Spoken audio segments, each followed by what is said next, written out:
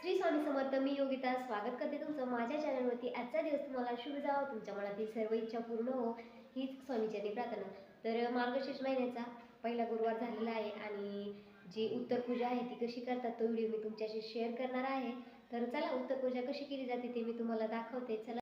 तर माझ्या सर्व ताईंना, मैत्रिणींना मार्गशीर्ष महिन्याच्या पहिल्या गुरुवाराच्या छान छान अशा आणि गोड गोड शुभेच्छा.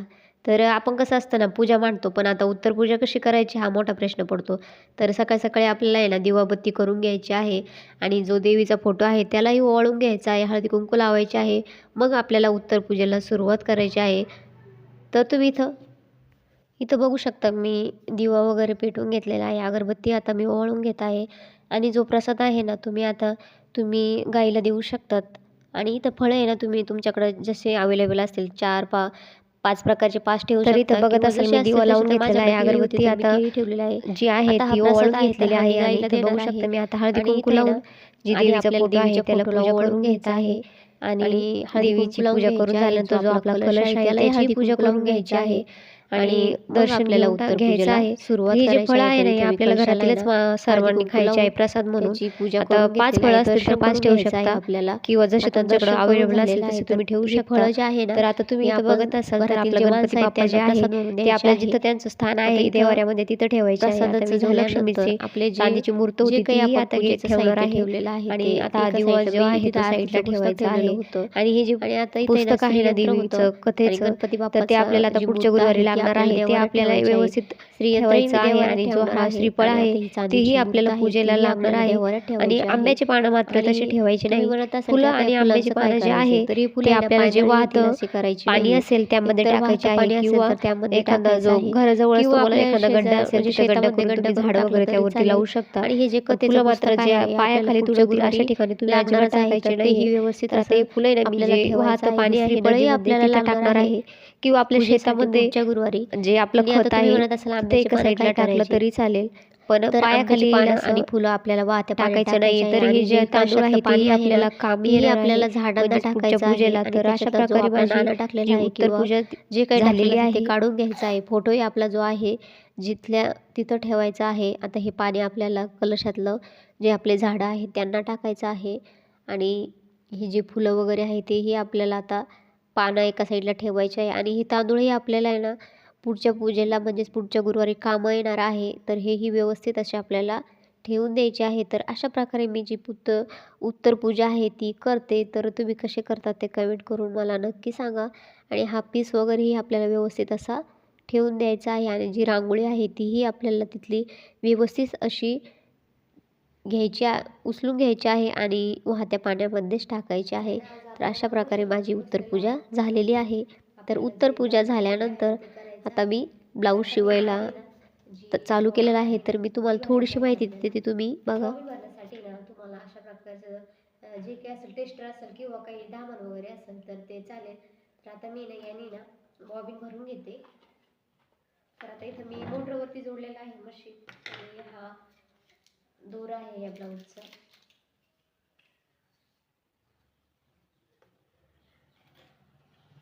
आता भरपूर दिवस झाले आहे मशीनवरती बसलेली नव्हती, तर त्यामुळं आता फर्स्ट टाईम बसलेले आहे. तर बघू आता कितपत आपल्याकडनं शिवणं होतं. आणि ते अर्जंट द्यायचं आहे, आज लग्नाचं ब्लाऊज आहे त्यामुळं. तर चला आता मी बॉबिन भरून घेते. पहिल्यांदा ना असा दोरा आहे ना, जो दोरा आहे आपला तो असा ठेवायचा आहे. आणि आता मी बॉबिन कशी भरते ते तुम्हाला दाखवते. अशा प्रकारे केल्यानंतर तर आता मी ना बॉबिन भरते. तर बघा असं घ्यायचं, यामध्ये ठेवायचं, उलट सुलट बाजू बघून घ्यायची. अशा प्रकारे हा दोरा आला पाहिजे आपल्याकडं. आणि आता बघा मी बॉबिन भरते.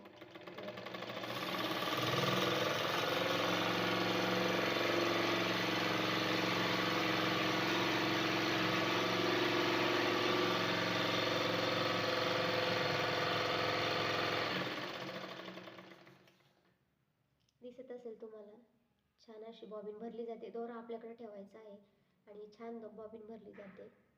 आता तुम्ही बॉबिन पूर्णपणे भरून झालेले आहे. तर आता त्याला मी पूर्ण सेट करते.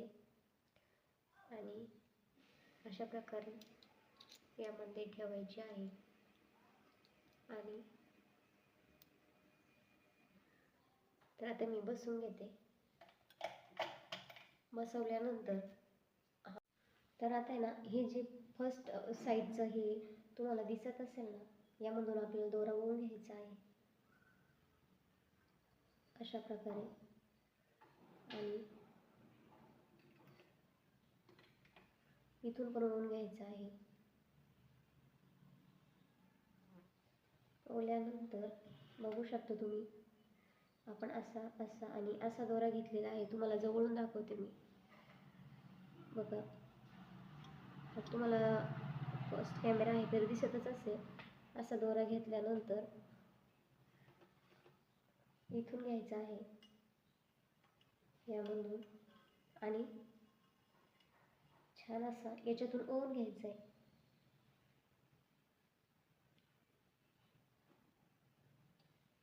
ओढून घेतल्यानंतर आपल्याला टिप मारून पाहिजे आहे ब्लाऊज शिवण्याच्या आधी, कारण टिपची फिनिशिंग कशी येते ते बघायला हवं. तर आता बघा, मी याच कपड्यामध्ये तुम्हाला टिप मारून दाखवते.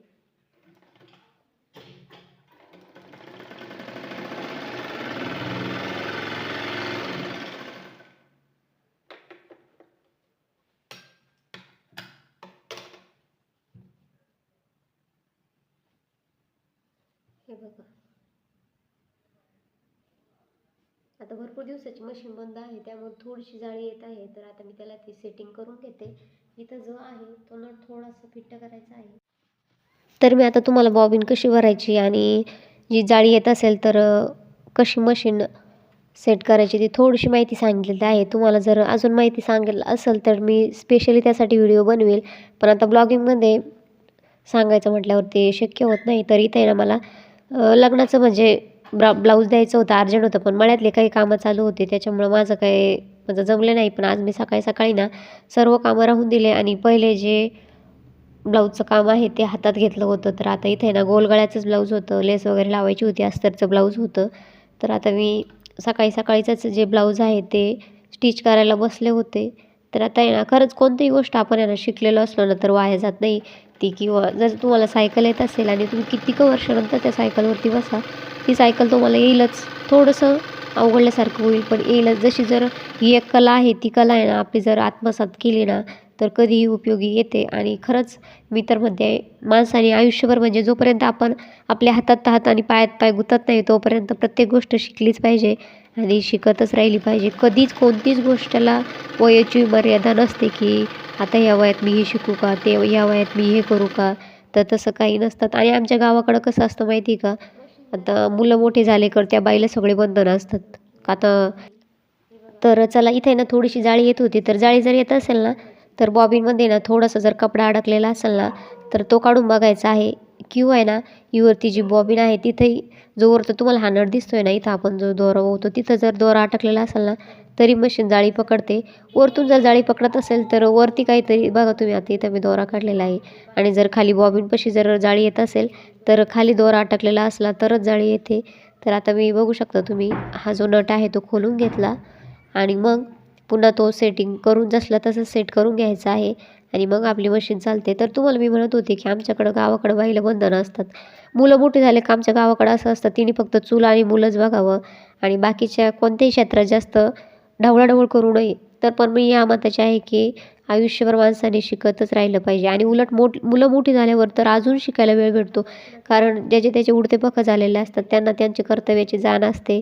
फक्त एवढंच आहे की आपल्याला थोडंसं लक्ष द्यायचं काम असतं की आपल्या मुलाने कुठं वाईट म्हणजे चुकीच्या वळणाकडं जाऊ नये. पण मुलं मोठं झाल्यावर आहे ना आपल्याला थोडीशी मोकळी मिळते, कारण जेव्हा लहान असतात ना त्यांचं सगळं शिसूपासून तर पण खाण्यापर्यंत सगळं आपल्यालाच बघावं लागतं आणि तेव्हा खरंच वेळ भेटत नाही. पण मुलं मोठी झाल्यावरती आपल्याला थोडासा का होईना वेळ भेटतो, कारण मुलं त्यांची खाऊ पिऊ शकतात, अभ्यास करू शकतात. मोठे झाल्यावर त्यांचा अभ्यासही आपल्याला काय तो पेलवत नाही, म्हणजे जमत नाही त्यांचा अभ्यास. तर खरंच शिक्षण ही एक अशी गोष्ट आहे, ज्ञान ही अशी आहे की जोपर्यंत आपण आहे तोपर्यंत घेत. आमचे एक शिक्षक होते, ते नेहमी सांगायचे की ज्ञान घेणारा कधीही म्हातारा होत नसतो, तो कधीही तरुणच असतो. म्हणजे ज्ञान घेण्यासाठी म्हातारं व्हावं लागत नाही.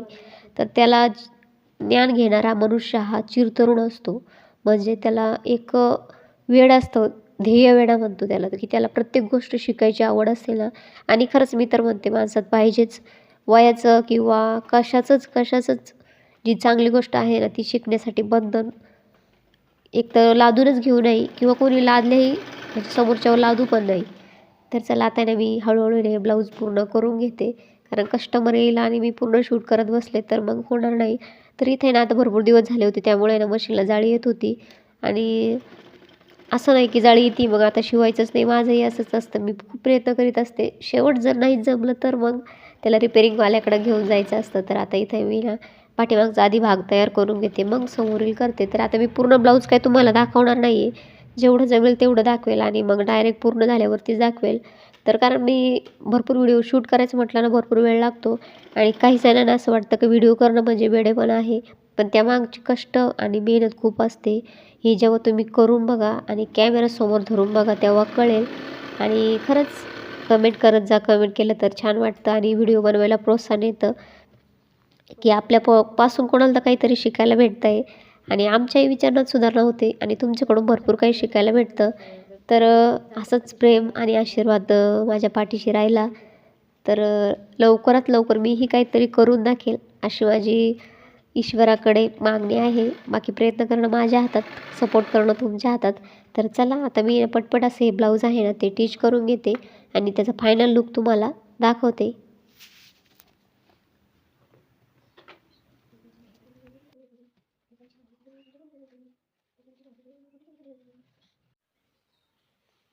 तर खूप घाईगडबडीत आता आपलं ब्लाऊज तयार झालेला आहे आणि कस्टमरही येऊन बसलेलं होतं. तर ब्लाऊज द्यायच्या वेळेस मला मी थोडासा शूट घेतला आणि याच्यानंतर तुम्हाला मी ड्रेसचा व्हिडिओ टाकणार आहे, की रेडीमेड ड्रेसची जी फिटिंग आहे ती कशी केली जाते. तर तोही व्हिडिओ मी तुम्हाला लवकरच येईल. पण तोपर्यंत या व्हिडिओला भरभरून प्रेम द्या आणि सपोर्ट करा.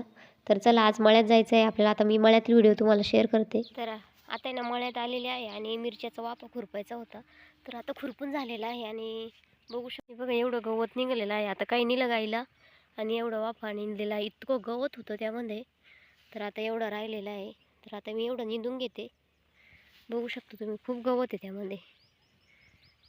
तर संध्याकाळी ना खूप पाऊस आला होता. त्या पावसामुळे ना खूप नुकसान झालेले आहे. आणि जे कांदे कापलेले होते ना ते पण ओले झाले होते, कारण रात्री 12 नंतर पाऊस आला होता. आणि 12 नंतर पाऊस आल्यामुळे ना रात्री जागच आली नाही, कारण पत्र्याचं घर असल्यानंतर जाग येते. पण कसंच ते स्लॅबच्या घरात जे पावसाचा थेंब आहे त्याचा आवाज येत नाही. तर बऱ्यापैकी कांदे ओले झाले. तर मी थोड्या वेळाने दाखवते तुम्हाला कसे, म्हणजे खूप एवढे कष्ट करून पण कधी कधी ना शेतकऱ्याच्या हातात काहीच येत नाही. तर मी एक व्हिडिओ टाकला होता आणि त्यामध्ये मी लिहिलं, म्हणजे कॅप्शन लिहिलं होतं की तुम्ही 2100 रुपये देण्यापेक्षा किंवा 1500 रुपये देण्यापेक्षा शेतकऱ्याच्या मालाला हमी भाव द्या. तर एका दादाला खूप राग आला होता की तुला पैशाची गरज नसेल किंवा आम्हाला शेती नाही, आम्ही काय करायचं. तर दादा इथून मागं काय आपण 2100 किंवा 1500 रुपयावर बसलेलो नव्हतो. तर शेती असो किंवा नसो, पण तुम्ही जर शेतकऱ्याचे कष्ट बघितले ना तर खरंच जवळून बघा तुम्ही. खूप म्हणजे बापरे, आम्ही रात्री 1:30 वाजता जो कागद आहे तो झाकण्यासाठी आलो होतो. तर तेव्हा आम्ही बॅटरी नाही, काही नाही किंवा विचू काटा वगैरे काहीही कशाची भीती न बाळगता फक्त एकमेव काय ध्येय होतं की आपले कांदे व्यवस्थित झाकले गेले पाहिजे आणि खराब नाही झाले पाहिजे. तर खरंच एवढी जाणीव असू द्या. ते तिकडं कांदे तर ते झाकायचे. आता सासरेभाऊ कॅरेट घेऊन गेलेले आहे, कारण ते पावसाने घामळतं ना. तर त्यामुळे आता मी दाखवते तुम्हाला कांदे खराब झाले आहे की नाही. आता थोडासा वाफा राहिला आहे तो निघून घेते. आता एवढाच राहिला आहे. बघू शकते काँग्रेसाचं गवत आहे. एवढं वाफा निघून घेते मग मी तुम्हाला ते कांदे दाखवते. तर वाफा निघून झालेला आहे एवढा पण. बघू शकता तुम्ही एवढं गवत निघलं आहे. आता हे गाईला घेऊन जायचं आहे आपल्याला. हे बघा. आणि ना एवढा वाफा निघल्यानंतर आता थोड्याशा लाल मिरच्या आहे ना त्या तोडून घेते आणि मग कांदे झाकायला जाते. तर इथं टमाटे पण आले आहे आपल्या टमाट्याला. एकच झाड लावलं होतं, तर एका झाडाला भरपूर आलेले आहे. इथं आहे ना हरभरा केला आहे. गहू केला होता पण तो काय उतरला नाही. तर हरभरा उतरलेला आहे. हे बघा हरभरा आहे हा. आणि इकडं गहू केलेला आहे. हे मांड्याचा गहू आहे हा, म्हणजे मांडे करण्यासाठी. आणि हरभरा अजून उतरतोय. बापरे, एवढे सारे टमाटे. हे बघा.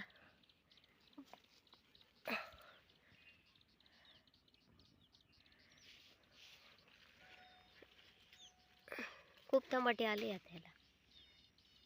छान आहे आणि औषध पण मारलेलं नाही आहे बरं का याला. एकच निघालं आहे, बाकी नाही आहे अजून. कवळे आहे थोडेसे. हे बघा पातंपाटी.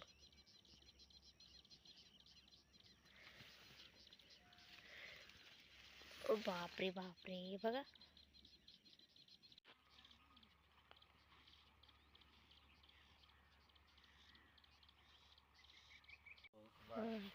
बरोबर आहे की नाही?